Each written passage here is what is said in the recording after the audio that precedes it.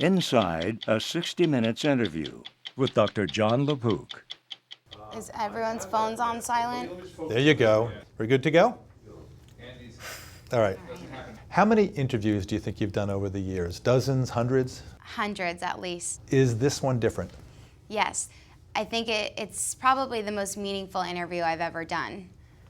John, in your 60 Minutes interview with Olympic gymnast Aly Raisman, she is speaking publicly for the first time, saying that she was sexually abused by the team doctor, Larry Nassar. You're saying you were sexually abused? Yes, absolutely. By the national team doctor? Yes. While you were out there representing your country? Yes. But she didn't want to talk in detail. Why? I think she's still processing this. She's young, she's only 23 years old. And this is her decision, and we really respected that decision. You know, you have a couple of warring things, right? On the one hand, you have to be accurate. You want to report as much as you can.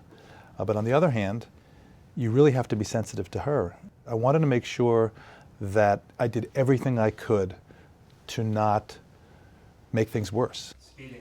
Okay. You're a teenager. What was your typical teenager day? So I would wake up, I would eat, I would go to practice. The interview took 4 hours, right? Which is very unusual. That's a long time. It's a long time. A gold, silver, and a bronze. I have all the colors.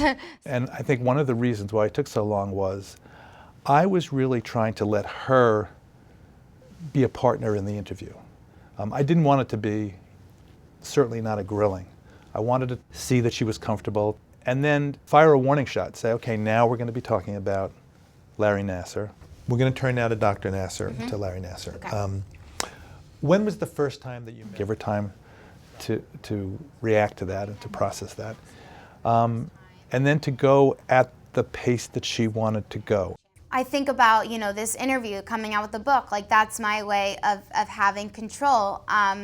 You know, because obviously when you are a victim of any kind of abuse, you feel very vulnerable. You don't feel like you're in control, and that's a really horrible feeling. This is somebody her whole life has had routines, and she's in control, and she does it the same way every time when she does the routine. And I think I felt during the interview, I wanted to give her that. Let her do it her way. Let her do it her way. It's her story. Were you ever alone with Nassar? Yes, I was alone with him, and I didn't realize it at the time, but that's already a violation. You're never supposed to be alone with an adult. Where were you when you were alone with him the first time? I think the most important thing is that you should never ever be alone with someone, and they should never be making you uncomfortable. This is not something where we're trying to yank out something that she doesn't want to say. That would have been the worst thing. I'm getting that you're a little reluctant to talk about the specifics. Yeah. She felt it was sufficient for me to say I've been sexually abused. I don't think I need to go into graphic detail about how. Raisman, who's 23. Andy Cord is the 60 Minutes producer for this piece. I think that next line is fine about the graphic details. She's very determined now to chart her own course. And she's kind of gone from someone who is impressionable and young and trying very hard to please everybody to finally growing up and realizing I need to please myself. And I think what she's determined to do now is to just take charge of her own destiny. You know, she's such a strong, fierce is the title of her book. She is a fierce person, and she clearly has a strong ethical background. Her parents are very supportive. Thank you. You know, Aly was present for their interview. They were present for her interview. The mom was. And during the parents' interview, it was interesting. There were times when Aly would say, "Mom, you didn't answer that question right." What'd you say, Aly, or nothing? No. And Aly's in the background going, "No, Ma, you know, you should say this, or you said that wrong." And I thought, well, listen, you raise an Olympic champion, that's what you get, you know. It speaks to her really wanting to control this narrative, control her story. And good for her. Think about the courage it takes to come out with this, to be public about this. You're so close with Aly. Why do you think she didn't confide in you? I didn't know. Right. Yeah, I I mean, didn't know, and it's more complicated than that. Yeah. It's just you don't know. You need the education. yeah, I mean, I don't think she knew. I don't think there was education. I didn't know enough to warn her that it could be someone she trusted.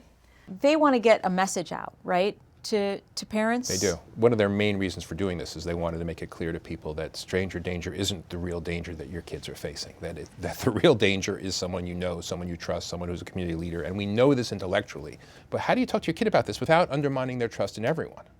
Yeah, I mean, you don't want them to start fearing every adult. Right, none of us want to say anyone in your life might betray you. That's not something you want to say to your kids. So the question is, how do you flip that around in a way? And from what I've been hearing when we talk to people who deal with this, it's about you. You have a right to be comfortable. If someone's making you uncomfortable, you tell your mom and dad. We tell our children, use your words. Well, we have to tell the parents the same thing. Use your words with your kids. More than 90% of the time, when a child is abused, the perpetrator is somebody the child knows. It's an awkward conversation to have with your little kid, whether it's a little boy, a little girl, but we have to talk about it. We have to make it so it's not awkward, because the more awkward it is, the more it's going to happen.